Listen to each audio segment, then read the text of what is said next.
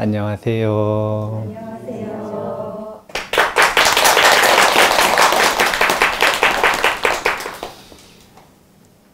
오늘은 10월 6일 추석입니다. 산청 송덕사에서 오늘 추석 법문 하도록 하겠습니다. 추석에 관한 여러 가지 전통과 속담들이 있는데요. 속담 중에 더도 말고 덜도 말고 한가위만 같아라, 이런 표현이 있죠. 좋은 날이라는 거예요? 안 좋은 날이라는 거예요? 좋은 날. 왜? 아니, 왜 좋아요? 왜? 먹을 게 많아서요. 풍성하니까. 풍성하니까. 기쁘니까. 기쁘니까. 한가위 할 때 한이 크다라는 뜻이래요. 가위는 가운데 이런 뜻이래요. 그러니까 풍성한 거예요. 일단 보름달이 풍성하잖아요. 그리고 새 곡식들이 너무 풍성하죠. 그러면 어떤 현상이 일어나는가? 마음이 풍성하고 여유로운 겁니다.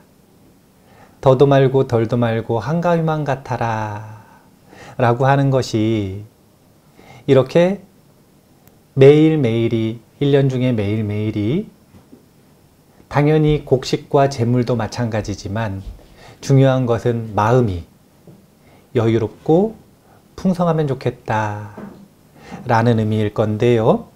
그런 의미에서 오늘 여유로운 마음이 왜 중요한가 라고 하는 것에 대한 주제로 법문을 한번 해보겠습니다.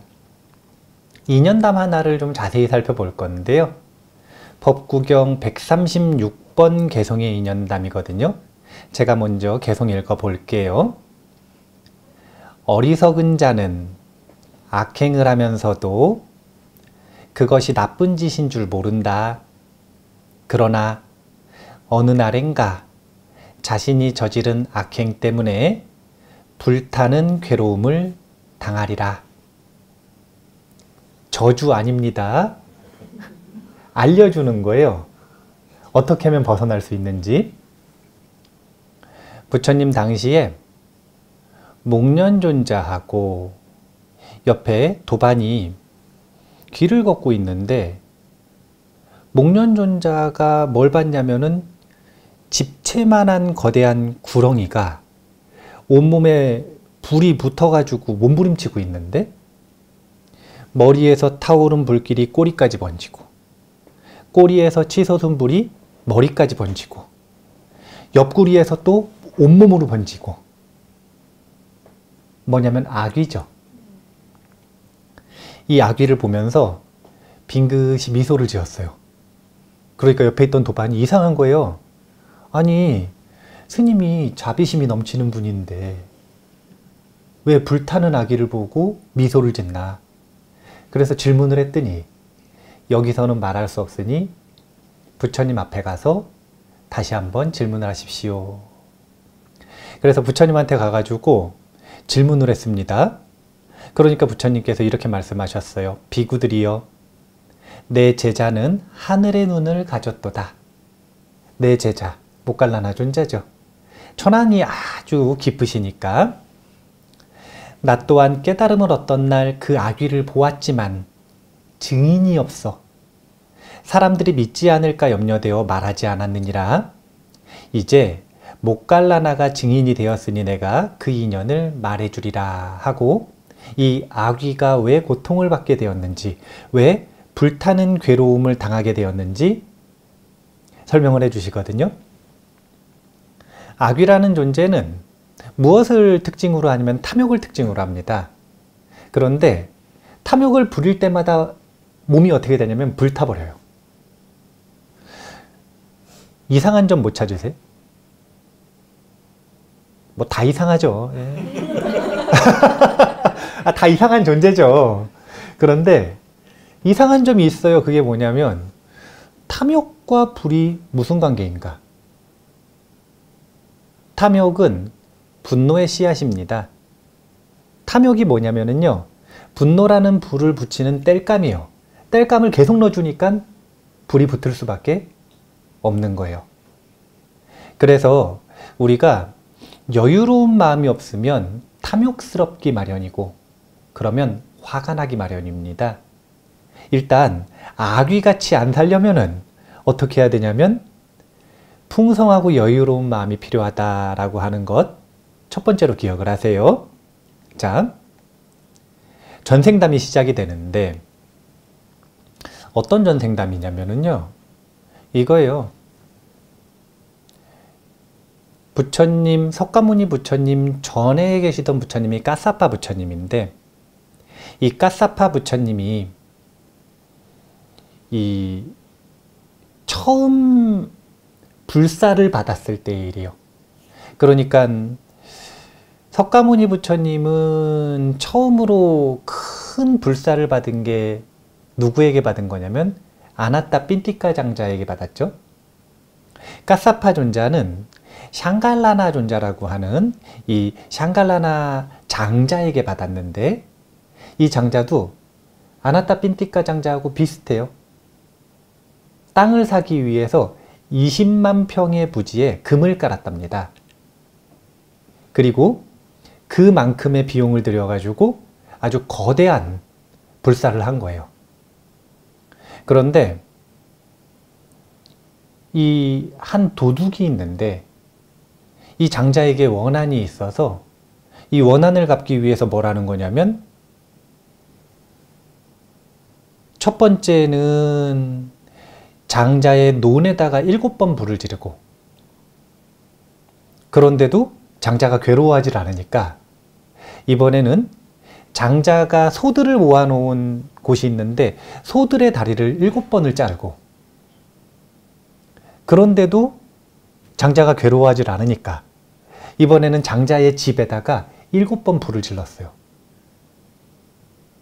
그런데도 장자가 괴로워하지 않는 거예요.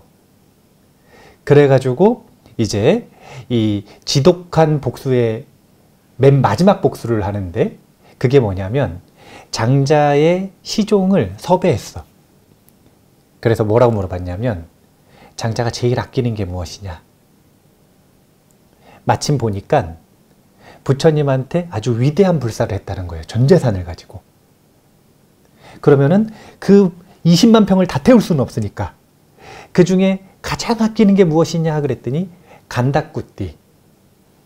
간다꾸띠가 뭐냐면 부처님께 공양 올린 향실이라고 하는 부처님의 꾸띠예요. 이 꾸띠를 가장 소중히 여긴다는 걸 알고 그 향실, 간다꾸띠를 불태워버렸어요. 자, 일단 한번 돌아가 볼게요. 이 도둑은 장자에게 도대체 왜 이런 원한을 품고 있었는가? 복잡한 원한이었을까요? 단순한 원한이었을까요? 복잡할까요? 단순한. 우리가 사람과 사람 간의 원한이 복잡할 것 같잖아요. 그 시작은 항상 단순해요. 어떤 원한이 있었냐면요. 정말 작은 원한이에요. 그게 뭐냐면 이제 황금 20만 평을 까니까 소문 났을 거 아니에요. 와, 돈 많다. 그리고 돈 많이 준비했다. 그러니까 도둑질 하려고 왔는데 스님들도 있고 일꾼들도 있고 너무 많으니까 7일 밤낮을 지켜보고 있는 거예요. 언제 훔칠 수 있나. 주변을 왔다 갔다 하면서 보고 있는데 이제 훔치러 왔으니까 존경심이 없잖아요. 이제 공사도 하고 불사하고 그거 준비하시는 분들은 존경심이 있으니까. 근데 도량에다가 존경심이 없으니까 어떻게 했냐면 진흙 묻은 발을 가지고 그 도량을 왔다 갔다 하는 거예요. 자꾸. 그러니까 장자가 보기에 다른 사람들은 다 존경심이 있어서 조심히 다니는데 이 도둑이 진흙발로 다니는 걸 딱 보고 알아차렸어요. 뭘 알아차렸냐면 도둑이구나. 그래서 소리를 지른 것도 아니고 비난을 한 것도 아니고 뭐라 그랬냐면 그걸 보자마자 혼잣말로 발에 흙을 묻히고 숨어 있는 걸 보니 도둑이구나. 도둑놈이다. 이걸 혼잣말을 딱 한 거예요. 그런데 이 혼잣말을 듣고 이 도둑이 원한을 품었어. 뭐라고 원한을 품었냐면 감히 나를 도둑놈이라고 하다니. 내가 지독한 복수를 하겠다. 도둑놈한테 도둑놈이라고 했는데 근데 내가 어떻게 복수할지 똑똑히 지켜보라 하고서 뭘 한 거냐면 7번 논을 불태우고 근데 지독하지가 않아. 고통스럽지가 않은 거예요. 7번 소의 다리를 자르고 지독하지가 않아. 고통스럽지가 않아요. 집을 7번을 태웠어요. 그런데도 고통스러워하지 않아요. 그래서 마지막으로 가장 아끼는 향시를 태운 겁니다. 그러면 이쯤 되면은 이제 장자가 고통스러워야 돼요? 안 고통스러워야 돼요? 그런데 박수를 치면서 좋아하는 거예요. 박수를 치면서 좋아해요. 왜 좋아해요? 향시를 또 지을 수 있는 위대한 공덕을 지을 수 있는 기회가 생겼다고. 왜 간다쿠띠를 그렇게 아끼냐면 장자들은 돈을 많이 벌 수 있는 원리를 알고 있는데 그게 뭐냐면 공덕을 짓는 거예요. 모든 자선을 베푸는 거 보시를 하는 것 중에서도 승단의 보시를 하는 게 가장 좋고 근데 그 승단의 보시를 하는 것 중에서도 부처님께 공양 올리는 게 가장 좋은데 간다쿠띠를 여기저기 지을 수는 없잖아요. 그러니까 하나밖에 못 지었는데 그걸 또 태운 거야. 그러니까 내가 남은 재산 가지고 또 지으면 그러면 수승한 공덕을 지을 수 있으니 얼마나 좋은 일이냐 하고서 박수를 치면서 좋아했다 그래요.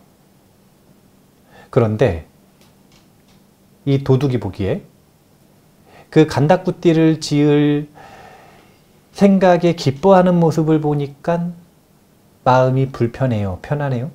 불편해요. 도둑놈 입장에서. 불편해요. 왜? 싶어야 되는데. 경험을 한번 되살려 보세요. 누군가한테 원한이 있어서 복수를 했는데 전혀 마음이 불편하지가 않아. 고통스럽지가 않아. 박수를 치면서 기뻐해. 그러면은 마음이 엄청 불편하겠죠. 그래가지고 최후의 복수를 결심합니다. 이게 뭐냐면 살인이에요. 죽이겠다. 그래서 또 마찬가지로 몇 달을 잠복해 있는 거예요. 간다쿠띠 다 지을 때까지 잠복한 다음에 기회가 없었는데 간다쿠띠를 다 지은 날 이제 부처님도 오시고 스님들도 오시고 하는 그 공양 자리에서 아주 중요한 자리에서 죽여야겠다. 그래가지고 죽이려고 마음을 단단히 먹고 있었어요. 부처님께서 물으셨어요. 이 장자에게 장자여 처음에 논이었나요? 논이 7번 타고 소가 7번 죽고 그 다음에 집이 7번 타고 가장 아낀다라고 하는 향실이 탔을 때 그대는 왜 박수치면서 기뻐했는가? 저는 다시 수승한 공덕을 지을 수 있는 이 기회가 너무 좋았습니다. 그런데 부처님께서 지금 질문하시니 제가 문득 생각하기를 이렇게 수승한 공덕을 지을 수 있도록 도와준 그 도둑에게 제가 이 공덕을 회양해야겠습니다. 그 사람이 없었다면 저는 공덕을 짓지 못했을 것이니 그 사람에게 제가 공덕을 회양하고 싶습니다. 제게 가장 수승한 첫 번째 공덕을 그 사람에게 회양해 주십시오. 근데 이 말을 딱 듣는데 그동안 지독한 원한을 가지고 있었고 복수를 끊임없이 했어도 풀리지 않던 원한이 그 도둑이 이 말을 엿듣자마자 마음이 풀리는 거예요. 마음이 풀리고 나니까 비상식적이던 이 색안경이 벗겨져 버린 거라. 그러니까 그동안 자신이 했던 아주 나쁜 짓들이 특히 마지막에는 부처님께까지 부처님 집을 태운 거니까 너무 무서운 거예요. 그래서 이 장자에게 절을 하고 부탁을 드립니다. 장자께서 저를 용서해 주시지 않는다면 그러면 저는 이제 큰일 납니다. 머리가 7개로 쪼개져서 죽을 겁니다. 그러니까 저를 부디 용서해 주십시오. 그러니까 장자가 알겠습니다. 당신을 용서합니다. 그런데도 불안한 거라. 그래서 뭐라고 이야기를 하냐면 장자님께서 저를 용서해 주신다면 제 자식과 아내와 함께 당신의 집에서 노예살이를 하겠습니다. 저는 그래도 불안합니다. 그러면 장자 입장에서 진정으로 용서해 줬어요.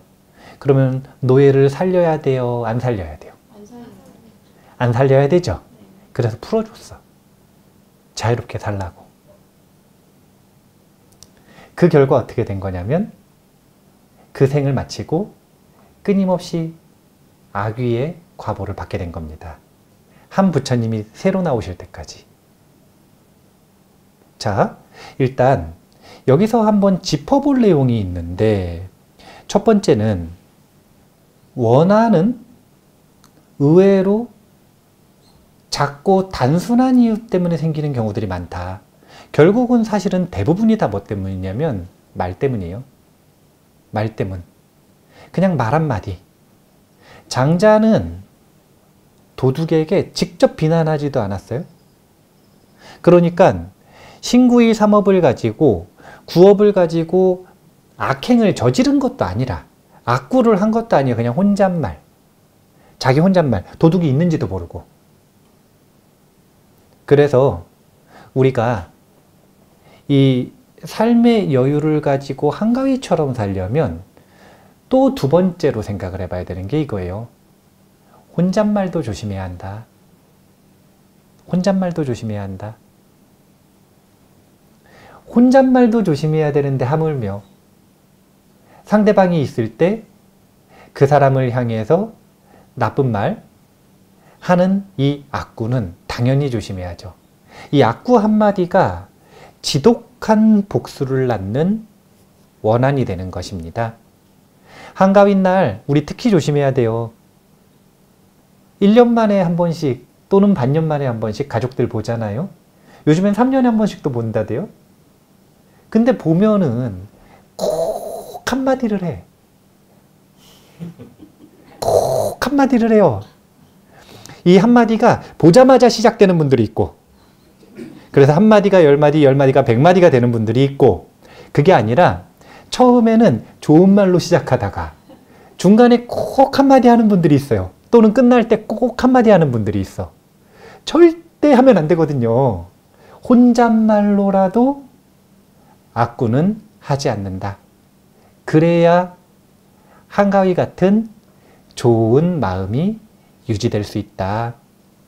또 두 번째, 왜 한가위 같은 여유로운 마음이 필요하냐면 생각해 보세요. 논이 7번 탔습니다. 그런데 고통스럽지 않아요. 왜 그런 거예요? 여유로우니까. 근데 이 여유가 단순히 경제적인 문제는 아닙니다. 경제적으로 여유롭다 그래서 논 탔는데 마음이 불편하지 않을 수 있는 이 상황이 무조건 그런 게 아니에요. 누구나 그런 게 아닙니다. 경제적으로도 심리적으로도 여유로워야 되는 거예요.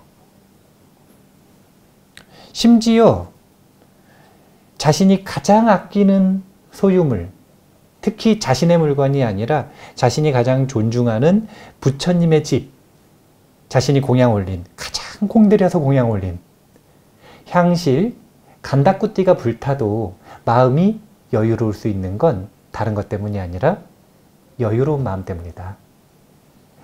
항상 한가위 같으면 좋겠다라는 건 다른 게 아니라 특히 요즘에는 이 심리적인 여유를 말하는 거예요. 예전에는 좀 달랐어요. 예전에는 보릿고개가 있었다 그러잖아요. 그런데 보릿고개가 있을 때는 한가위쯤 되면 곡식들이 무르익으니까 여유로웠겠죠. 한가위여야만 여유로운 게 아니라 이때 중요한 건 심리적인 여유다. 심리적으로 여유가 있을 때 우리는 탐욕이 만들어내는 분노의 불길에 휩싸이지 않을 수 있다. 자, 또 세 번째, 마지막 볼게. 이렇게 논도 7번 불태워, 소도 죽여, 집도 태워, 부처님 집도 태워. 그런데 마음이 여유롭고 기뻐하고 그 사람을 진정으로 용서하는 사람. 이 정도 마음이면은 보살이요? 아니요?